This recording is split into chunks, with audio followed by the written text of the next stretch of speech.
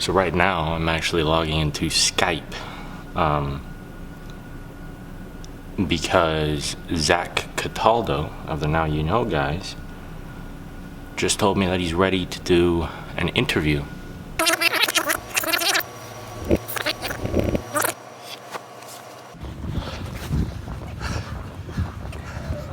So I'm running across campus right now because Zach Cataldo, the Now You Know guy, just emailed me and says he's available for a Skype conversation.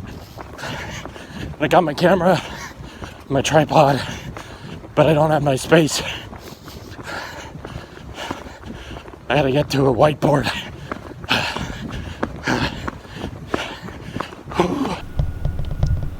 Get this on autofocus. So right now I'm actually logging into Skype because Zach Cataldo of the Now You Know channel just told me that he's ready to do a Skype interview. This is probably going to be an informal session, but I'd like to capture it, you know, for posterity's sake.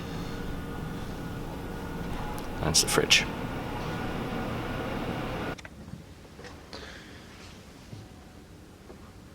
Let me guide you over here for a second and let's talk.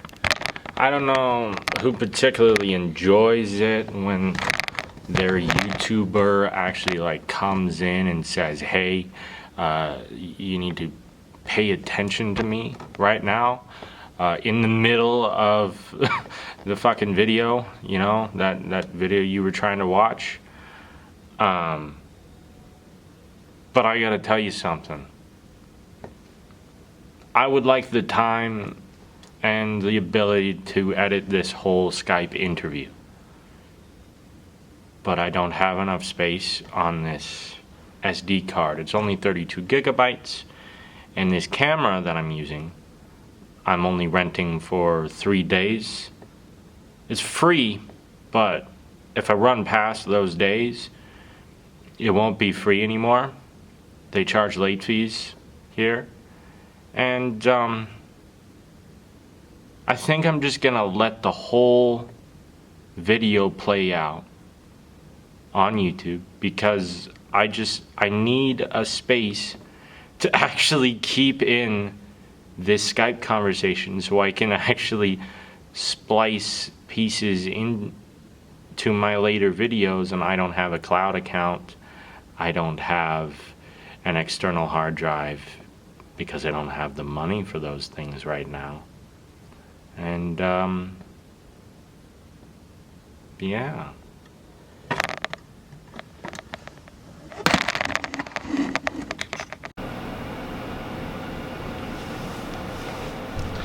And I am typing his name into my contacts.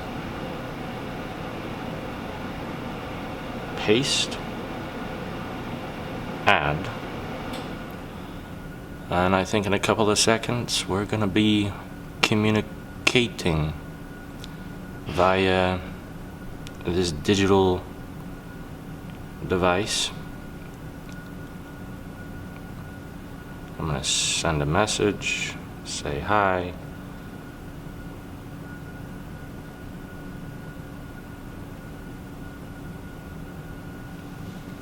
Right here. Oh. He says howdy. Let's see if we can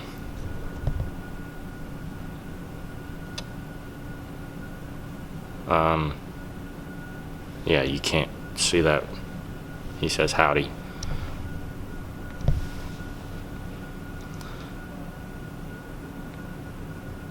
Okay.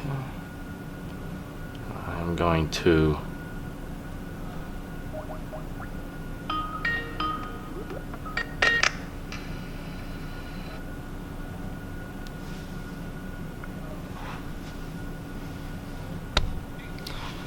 Hey Zach, what's going on? Let me find a spot to hold my phone. I got you on video here. So this more informal chatty Skype session. Okay.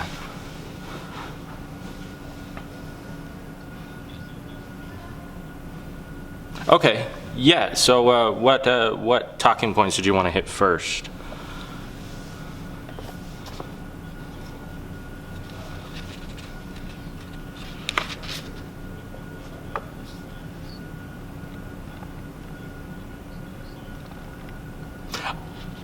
Okay.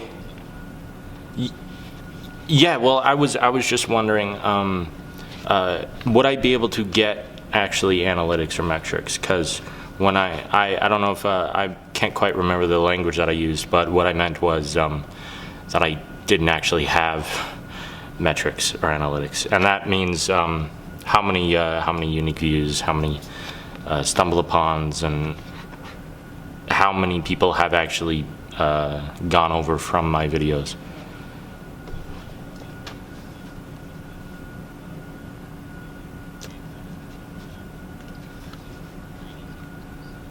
Right. Okay.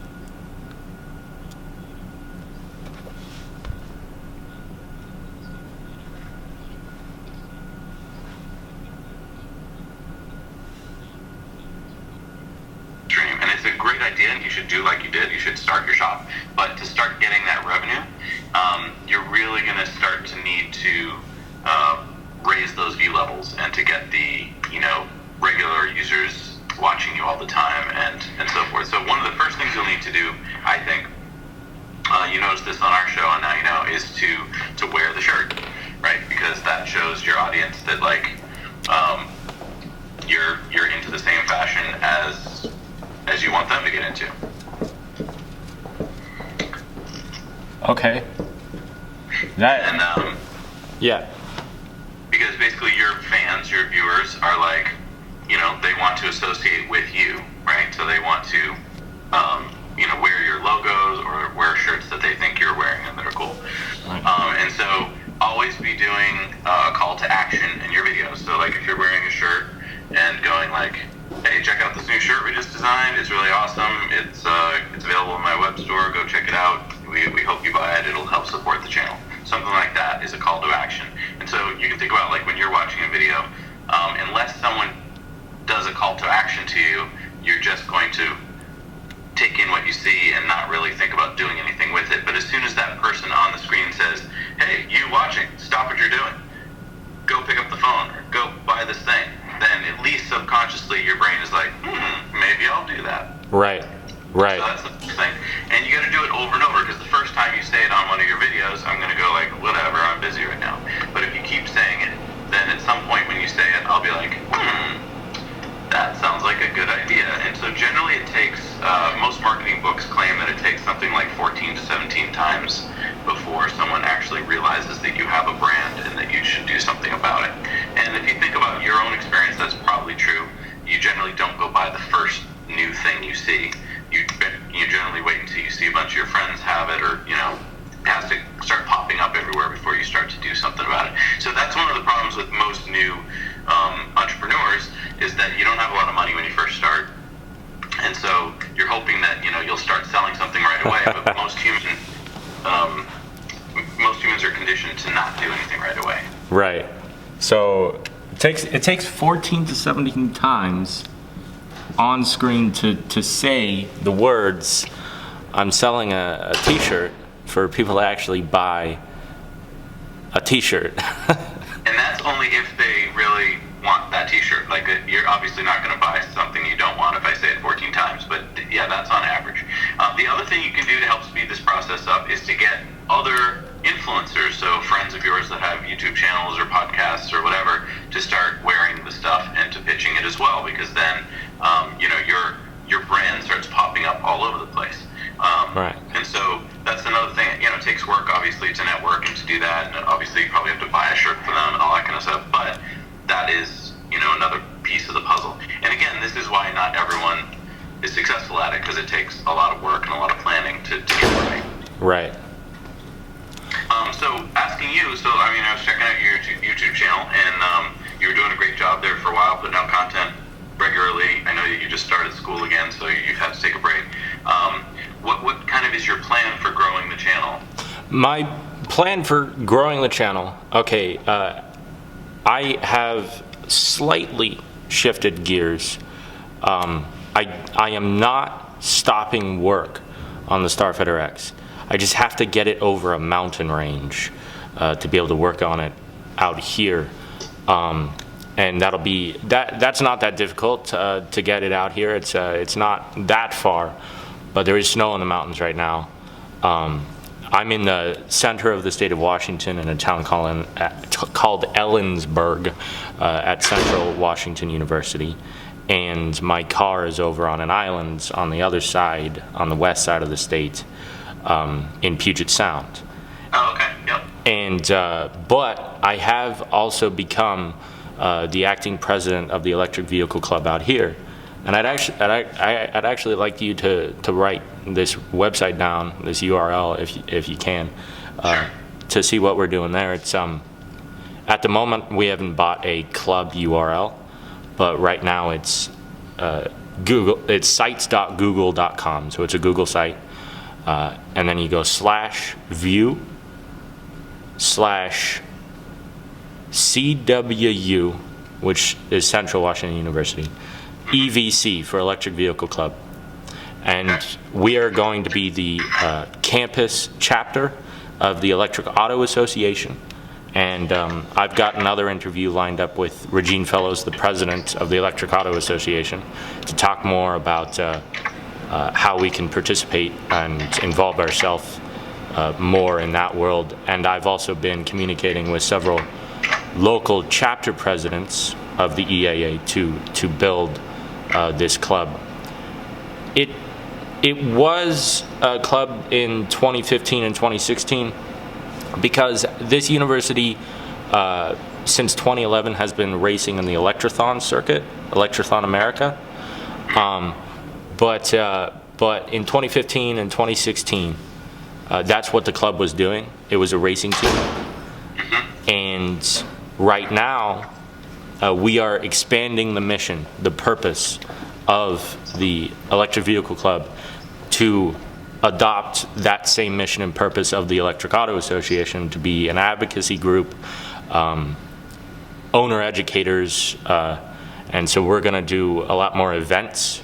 I've got a project there called Siwoo Vroom Vroom, because it's CWU is Siwoo, so Siwoo Vroom Vroom. And that's a here on the website. That's cool. That's a partnership between the Car Club and the ASME, the American Society of Mechanical Engineers.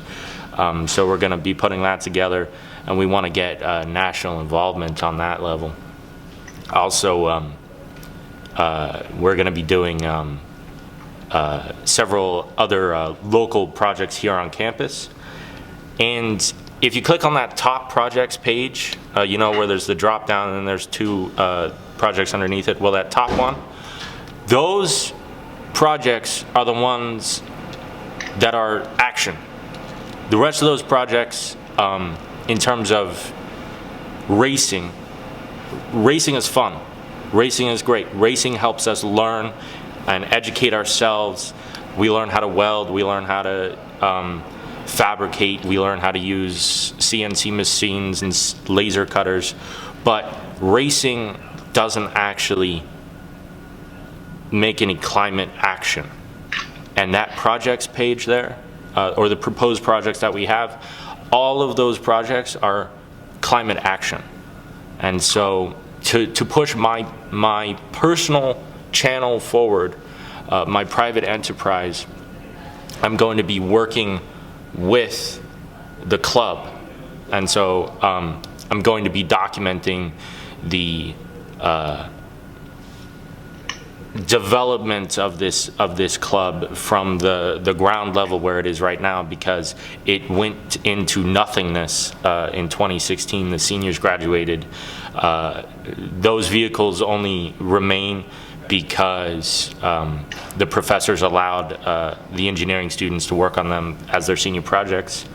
But we are going to be bringing it back into full swing, and the video, my YouTube channel, is going to document that now while I am here. And I hope in the future. And I do want to maintain that separation between personal venture and like public entity, because I don't want to mix my personal capital gain or message with the group, the club, which is at a public university. Gotcha. So I'm gonna find that divisory line, that division, whatever word line. I don't know what the marketing term for that is, or the business world term for that is, but I've been thinking about that. And what's really cool, technology-wise, you can rent equipment here for free because it's a university. So I've got a Rebel T5i right in front of me with a Rode microphone plugged into the auxiliary port, and that is like an expensive machine that I would, so that is a boon as well. Plus of the Adobe Creative Suite here that I have access to as a student.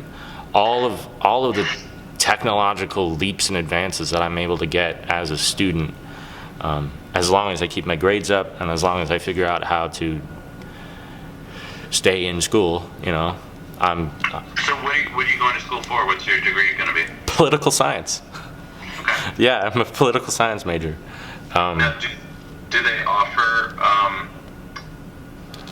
you mentioned that there's professors there that have something to do with the EV club. Do they offer like learning how to do, electric car conversions and stuff like that, or is that? Right. So there is a mechanical engineering technology department at Central, and I just had a conversation with the university president today about converting all of the campus vehicles first, primarily, to electric. Because last year there was a state law that passed, and bullet point 5.5 on the 2018 organizational development chart for Central Washington University says that we will be transitioning to renewable energies. Right now, the university is at 10%, and largely due to golf cart transportation. I posted an Instagram yesterday or today on my Instagram account, and it's of a stretch limousine golf cart that I'd never seen before. It's by motoelectricvehicles.com, and that's a great leap forward. But the president of the university asked me, can you guys do conversions? And this was as he was walking out the door, or in this case, getting into his golf cart, because we were having this conversation on the move, and I said the word yes. That being said, we have a large Fluke-sponsored interdisciplinary laboratory that we have enough space to do conversions. The university doesn't have a car lift. And I'm like, how are you a mechanical engineering department without a car lift? They've got a 5-ton crane, but there's no car lift, there's no transmission jack. And so I spoke with several of the MET department faculty, and we are in the process of obtaining both tools and technology to start converting vehicles. Also on that projects page, on that website there, you'll see that I've listed a low-income conversion project, and that goal, the purpose of that is, since our end state, our desired end state is 100% electrification, low-income drivers who previously have only driven cars like for $500 on Craigslist, we want them driving electric too. Right. You know. So where is that project you're talking about? The low income project, is that on this? So so on the top menu, you're gonna see home, and then a couple over to the right, there's a little drop down menu. It's the one with the arrow on it. You click on that, the one that actually says projects. Right, so there's CWU, Vroom Vroom, and then there's Thrill and Vanilla. Yeah, so the one above that. CWU, Vroom Vroom? No, above that it says projects. Oh, just click That's a on page. I know it's confusing, but that's how Google Sites does it. I'm gonna find a better menu. I'm probably gonna design one and embed it if that's possible on Google Sites. That has. So let me ask you, what is attracting you to political science versus, conversions, let's say, or mechanical engineering, or electrical engineering? Because for my entire life, I've been trying to understand the political motivations of people. In 2001, I was affected very heavily, just as the rest of American society, and I wanted to know why that happened, why somebody would do something like that. That I grew up that day, and I just wanted to learn about how people as society, rather than individual peoples, but how people as society could claim a platform or an ideology that would make them do horrendous things. And then I also, as a result of that, started learning positivity from it as well.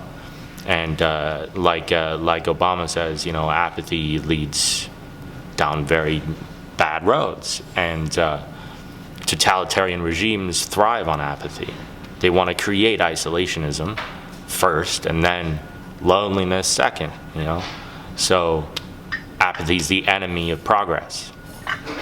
Also, I never want to confuse progress with momentum. And on a societal level, I think that a political science degree will help me in communicating thoughts effectively. I'm also just generally interested in world politics. I'm on the staff at the Northwest Model United Nations conference. It's a regional collegiate conference around here. It's not as competitive as the Model United Nations conferences on the East Coast. We got this whole West Coast, East Coast thing going where we're more focused on fostering diplomacy and creating proposals and resolutions. Resolutions is where it's at for our conference, and the people who can actually get to those resolutions are the people who win. Rather than like, I don't want to say vain, but similarly, almost ego-creating competitive levels that you have in MUN conferences on the East Coast. That's, yeah, I mean, there are a lot of reasons why I want to do political science as a major. I'm also a soldier. I got out in January, but I'm now enrolled in lectures with the military science department here, I'm not a fully enrolled cadet. I'm not in what is called lab, so I'm not going out into the field right now. But I think I may want to be an officer one day, and political science helps in certain career paths. I don't want to be a lawyer, but yeah. Also, I would definitely, I have considered going the mechanical engineer route or the electronics engineer route, electronics engineer route, but I am afraid that I would not make the mathematical cut to get that degree. That's a lot of high-level math that terrifies the shit out of me. Yeah, that keeps a lot of people out of that field, and it's too bad because it's not, in my opinion, not required for most of the engineering you'll need to do. Yeah, Jehu never got an engineering degree, and he's one of the best engineers in the battery development market that I know of. He's like on that level with John Goodenough, in my opinion. And since he's not an engineer, he doesn't use engineering parlance. Right. And so he's able to convey messages appropriately and accurately. And I love Jehu. I think he's definitely a hero of mine. Yeah. But yeah, and so I'm pursuing electrification no matter what, whatever happens. So let me ask you about Starfighter. So the plan is to eventually get it close to you, or get it to you. The plan is as soon as possible, not eventually, as soon as possible, to get it on a trailer, get it out here, and start working on it with the club. Okay. And I have more access to very, very, very intelligent people out here than on the island, because the island it's an island, and there are guys out there that I was working with who primarily work at the boat builders, the boat yard, who are very intelligent with CAD and. Can I ask you a couple, which might be stupid questions, but why does it have to be Starfighter? Why not just get a car nearby, like donated to you? Well, that is the plan, but Starfighter X was free as well, and then any vehicle out here is, if we're able to get an actually donated vehicle to work on as a club, that would be great as well. Starfighter X is just a really cool name. Does the school have any ability to help you get parts and cars and motors and stuff like that? Oh yeah, if it's a club vehicle, if it's adopted into the club and worked on as a club project, then it's educational, and not only do we get access to club funds, we also get to say to sponsors that it's education rather than a race car, because in the race car market, everyone wants proof, and they will only give money to proved products, whereas in the education realm, nothing is proved yet. And so I just wanted, so like if I was a potential fan of your channel, which I am, I would want to watch to see this whole thing unfold. yeah, And it seems to me that if I were you, maybe you're doing this already because you got the camera there, that you should be vlogging and posting this, even though there's no car in the scene yet. Like, even though there's challenges that don't involve the car, because there's a lot of other people in the world who are in a similar situation that you're in right now, and you've got lots of great ideas. Like, get to a local college, get to a local, EV club, and like, these are great resources for you. And I would want to watch every week to find out what's going on and how it's working out. right. Okay. So, would you prefer, as a viewer, would you prefer an I narrative or a third person perspective? Would you prefer to watch an organization like this develop in a vloggy style, or would you prefer to watch it in a fly-on-the-wall documentary style. Because that's a question I've been thinking about. And I tried. There's an actual film development.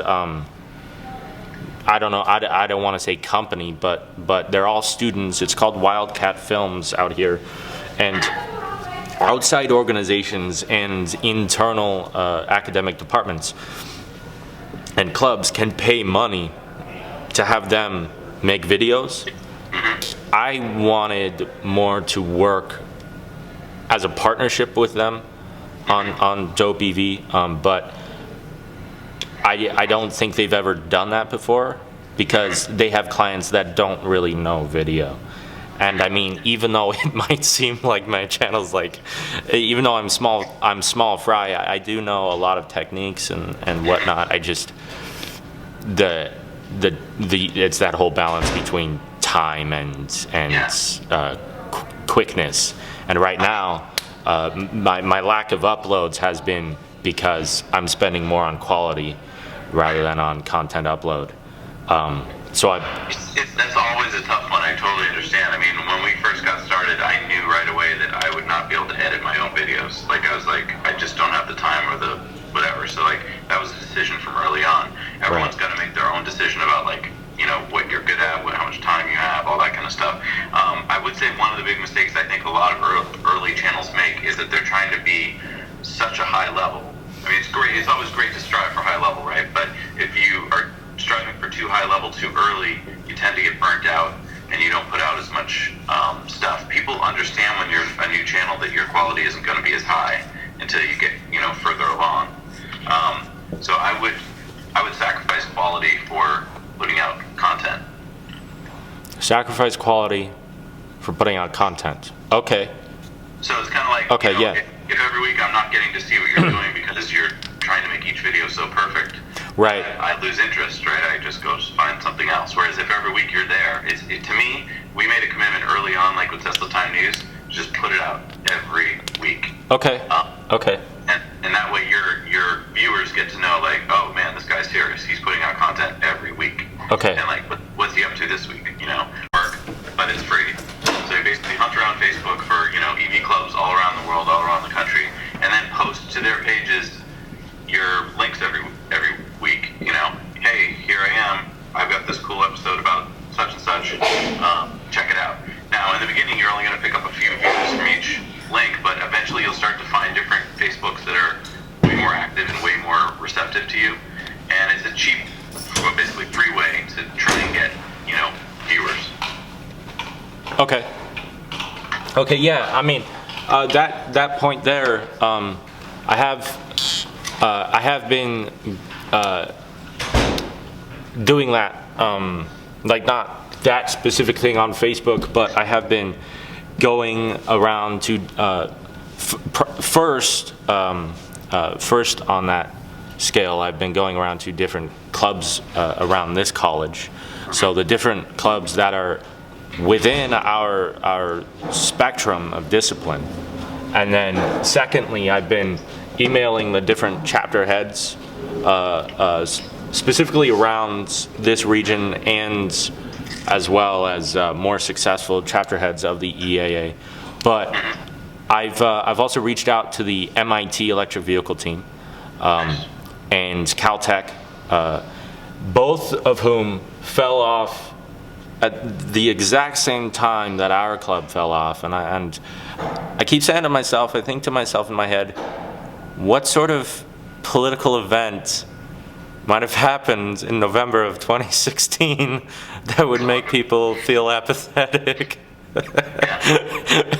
I can't imagine what that could be, but that's a good video right there. But it seems that several EV clubs around the country, and this might be more common than even that, actually did manage to fall off that year. Over at MIT, it's basically the same story that happened here. Was the seniors graduated and they didn't pass the buck. And I think one way to fix that, I've created a position called the Vice President for Engagement and Recruiting, or Engagement and Recruitment. So that person will be responsible for making sure that we have fun, invigorating, quirky events, things, ways to attract new members. And it doesn't matter if they're in college or not. We've got a plan to invite some high school clubs out here. The San Juan Island high school teacher / college professor that is in one of my videos, one of my longer videos, his name's Derek, and he's expressed slight interest in working with us, but I want to invite him and his class to do a tour of the Hogue building, which is where our department is, to see all the amazing possibilities that we've got. And so within education, I've been trying to hit those bullet points, or in that category. A couple of these other things I haven't really I haven't thought to create the content first. That one I haven't thought of, but that one I have been thinking about. It's been on my mind. As my commander over at ROTC says, to create an acute sense of minutes, time management wise. And I remember Casey Neistat, he did a great video on time management back when he was doing his vlogging like full time and from the above shot. Right.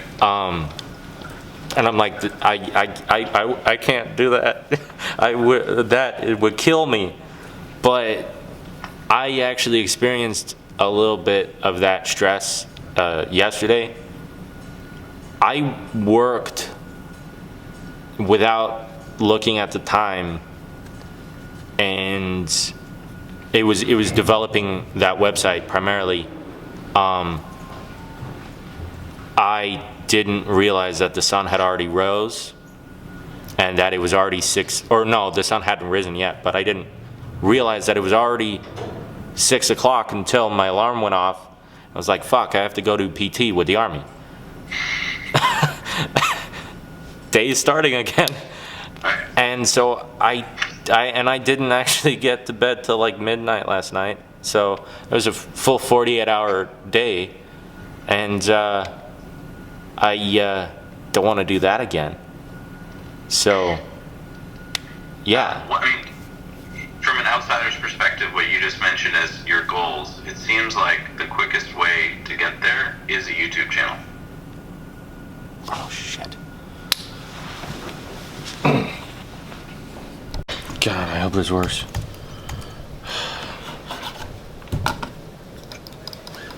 Keyboard doesn't work.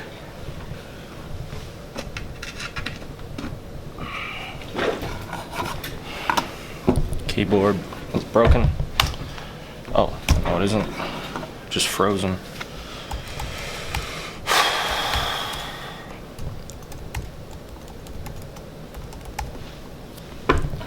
It's frozen again.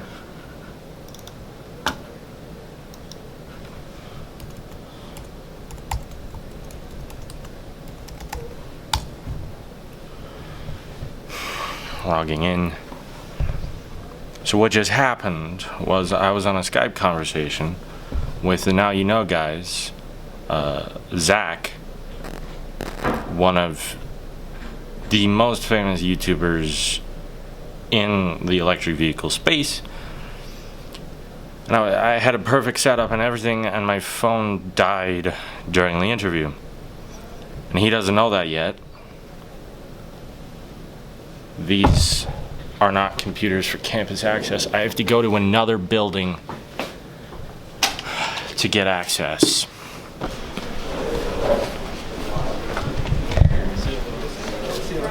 Do these have campus-wide access? I have no idea.